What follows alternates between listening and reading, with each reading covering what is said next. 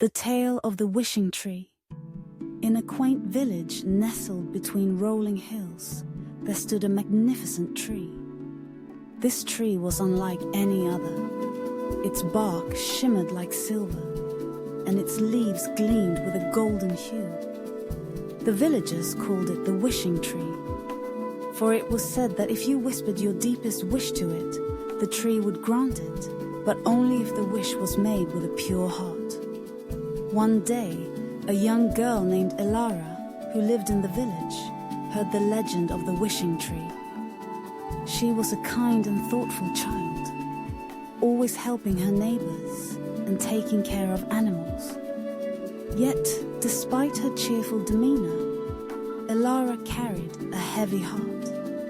Her mother had fallen gravely ill, and no medicine seemed to cure her. Desperate, Elara decided to visit the wishing tree. As she approached the tree, Elara felt a sense of calm wash over her. The leaves rustled gently as if the tree was welcoming her. She stood before it, closed her eyes and whispered, "Please, wishing tree, heal my mother." The tree's leaves shimmered more brightly, and a gentle breeze swirled around Elara, carrying her words to the tree's heart. For a moment, everything was still, and then the breeze faded. Elara opened her eyes, but nothing seemed different. Disheartened, she returned home. Days passed, and Elara noticed that her mother was slowly getting better. Her color returned, her strength grew, and soon she was back to her old self, full of life and laughter. The villagers were amazed and asked Elara what she had done. Elara simply smiled and said, "I made a wish." But the story doesn't end there. The wishing tree, though powerful, was not just a source of granted desires. It was a guardian of the village's spirit. It could only grant wishes that stemmed from love, kindness, and selflessness. The tree had sensed Elara's pure heart and her genuine desire to help her mother, not for her own gain, but out of love. As the years went by, word of the wishing tree spread far and wide. Many came to make wishes, but only those with pure intentions saw their wishes come true. Elara grew up, always carrying the lesson of the wishing tree with her. True magic lies in the goodness of one's heart, and the most meaningful gifts are those given with love. The wishing tree continued to stand tall, its leaves shimmering with hope and kindness, reminding all who visited that the most beautiful and meaningful wishes come from a place of love. And so, the village thrived. Not because of the magic of the tree, but because its people learned to live with hearts as pure as Elara's, carrying forward the spirit of the wishing tree in everything they did. The tale of the forgotten garden. In a small forgotten corner of the world, there was a garden. It wasn't grand or famous, just a simple plot of land tucked away at the edge of a dense forest. The garden had once been vibrant, full of blooming flowers and sweet-smelling herbs.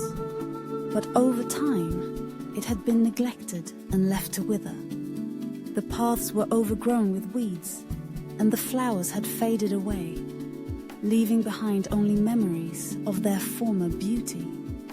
One day, a traveler named Elara stumbled upon the garden. She was weary from her long journey and decided to rest there. As she sat on an old moss-covered bench, she could feel the sadness in the air, as if the garden itself was mourning its lost splendor. Elara had always loved nature. She had a gift for nurturing plants, and the sight of the once beautiful garden touched her heart. She decided that she would stay for a while and try to bring the garden back to life. Each day, Leora would rise with the sun and work tirelessly in the garden.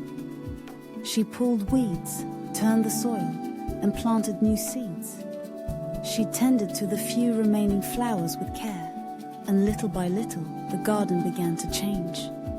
The first shoots of green broke through the earth, and soon, tiny buds appeared on the plants.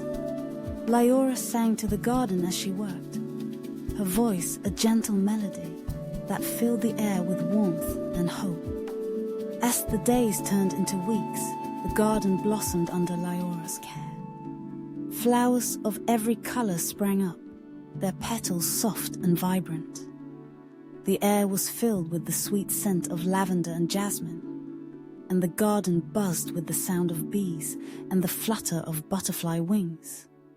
The garden was alive again, a beautiful tapestry of life and color. But Leora didn't stop there. She invited the people from the nearby village to come and see the garden. At first, they were hesitant, having long forgotten about the hidden place.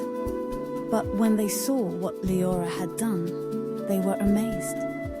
The garden had become a sanctuary, a place of peace and beauty where people could come to escape the worries of the world. The villagers began to visit the garden regularly, bringing their own plants to add to its beauty. They would sit and talk with Leora, sharing stories and laughter. The garden became a place of community, where people could come together and find solace in nature and each other. As the seasons passed, the garden flourished, not just because of Leora's hard work, but because of the love and care that everyone brought to it. The garden was no longer forgotten. It had become a cherished part of the village, a reminder that even the most neglected and abandoned things can be brought back to life with a little kindness and attention. Leora dab gintido. And so, the garden thrived, not just as a collection of plants and flowers, but as a symbol of hope and renewal. It reminded everyone who visited that no matter how forgotten or neglected something may be, it can always be revived with a little love, patience and care. The story of the paper crane. In a bustling city filled with towering buildings and busy streets, there lived a young boy named Kenji. Kenji was quiet and thoughtful, often feeling overwhelmed by the noise and rush of the city around him. His favorite place to escape was a small park tucked away in a quiet corner, where he could sit by a pond and watch the world slow down. One day, while sitting on his favorite bench, Kenji noticed an elderly man sitting on the bench opposite him. The man was carefully folding a piece of paper, his hands moving with practiced ease. Intrigued, Kenji watched as the man transformed the flat sheet into a delicate paper crane. When the man finished, he looked up and caught Kenji's gaze. Smiling warmly, he walked over and handed the crane to Kenji. "This is for you," the man said. "A paper crane is a symbol of hope and peace. If you fold 1,000 cranes, it's said that your greatest wish will come true." Kenji accepted the crane with a shy smile, feeling a warmth spread through him. The man's kindness and the idea of the paper crane intrigued him, and he decided to try making one himself. When Kenji got home, he searched for instructions on how to fold a paper crane. It took him several tries, but eventually he managed to fold one that resembled the crane the old man had given him. He placed it on his windowsill, where it caught the sunlight, casting a soft shadow on his desk. The next day, Kenji returned to the park, hoping to see the old man again, but he was nowhere to be found. Undeterred, Kenji began a new routine. Every day after school, he would go to the park, sit by the pond, and fold a paper crane. Each crane was a small act of patience and focus, a quiet rebellion against the chaos of the world around him. As the days turned into weeks, Kenji's collection of cranes grew. He lined them up on his windowsill, watching as the line of colorful birds expanded. Folding the cranes became a form of meditation for him, a way to calm his mind and center his thoughts. One day, as Kenji was folding his crane in the park, a little girl approached him. She was crying, clutching a broken toy in her hands. Without thinking, Kenji handed her the paper crane he had just finished. "This is for you," he said softly. "It's a symbol of hope. Maybe it will help you feel better, sir." The girl's tears slowed, and she took the crane, her eyes wide with wonder. She smiled through her tears, thanked Kenji, and ran off to show her parents. Kenji felt a warmth in his chest, realizing that the act of giving had brought him as much joy as the girl.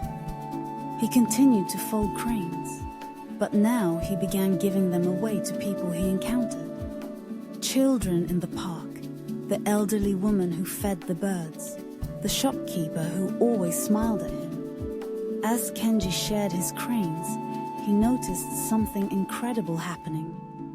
The people who received the cranes began passing on the kindness, sharing their own small acts of generosity with others.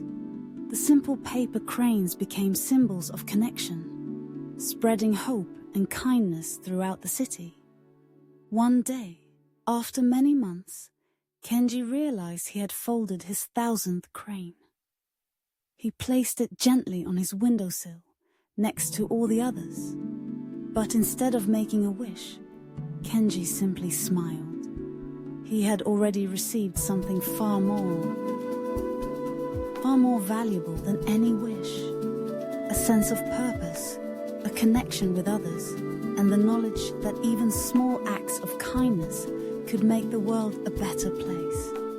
From that day on, Kenji continued to fold cranes, not to reach a goal, but because it had become a part of who he was, a quiet, gentle soul, spreading hope one fold at a time. And the cranes, those simple paper birds, continued to fly on the wings of kindness, carrying with them the message that peace and love can be found in even the smallest of gestures. The Starkeeper, once upon a time. In a small village nestled at the foot of a mountain, there lived an old woman named Mira. Mira was known for her kindness and wisdom, and though she had little, she was rich in the love and respect of the villagers. Every night, she would sit on the porch of her modest home, gazing up at the stars. One evening, as Mira was watching the night sky, she noticed something unusual. A star, brighter than any she had ever seen, began to fall from the heavens. It streaked across the sky and landed somewhere deep in the forest that bordered the village. Curious and concerned, Mira decided to find the fallen star. The next morning, she set out with her walking stick and a small satchel of food. The villagers, worried about her venturing into the forest alone, offered to go with her, but Mira gently declined. "This is something I must do alone," she said with a smile. Mira journeyed through the dense forest, following the path she believed the star had taken. After hours of walking, she came upon a clearing, and there, in the center, was the fallen star. But it was not like any star Mira had imagined. It was small, about the size of an apple, and it pulsed with a soft, warm light. As Mira approached, the star spoke. "Thank you for finding me," it said in a gentle, melodic voice. "I have fallen from the sky and cannot return on my own. I am weak and need your help." Mira, with all the compassion in her heart, took the star into her hands. "I will care for you," she promised. She wrapped the star in a piece of cloth and placed it gently in her satchel. Over the next few days, Mira tended to the star. She spoke to it, sang to it, and kept it close as she went about her daily tasks. The star grew brighter and stronger, and the villagers noticed a soft glow emanating from Mira's home each night. One day, the star said to Mira, "I am almost strong enough to return to the sky, but I will need your help for the final step. Will you take me to the highest peak of the mountain?" Though the journey would be long and difficult, Mira agreed without hesitation. She packed her things and, with the star safely in her satchel, began the climb to the mountain's peak.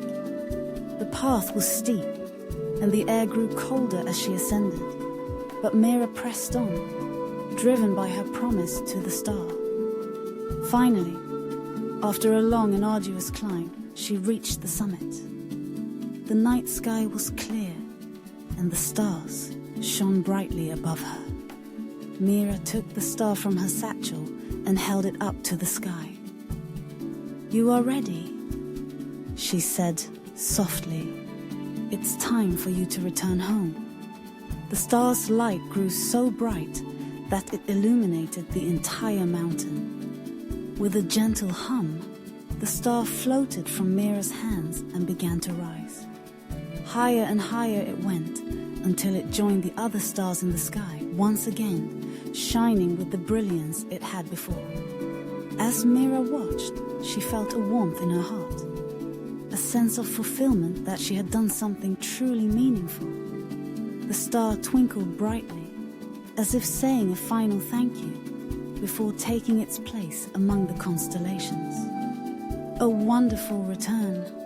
And so, Mira lived the rest of her days in peace, knowing that somewhere in the sky, a star shone a little brighter because of her. The villagers, too, learned a valuable lesson, that even the smallest acts of kindness can light up the darkest of nights and make the world a little more beautiful.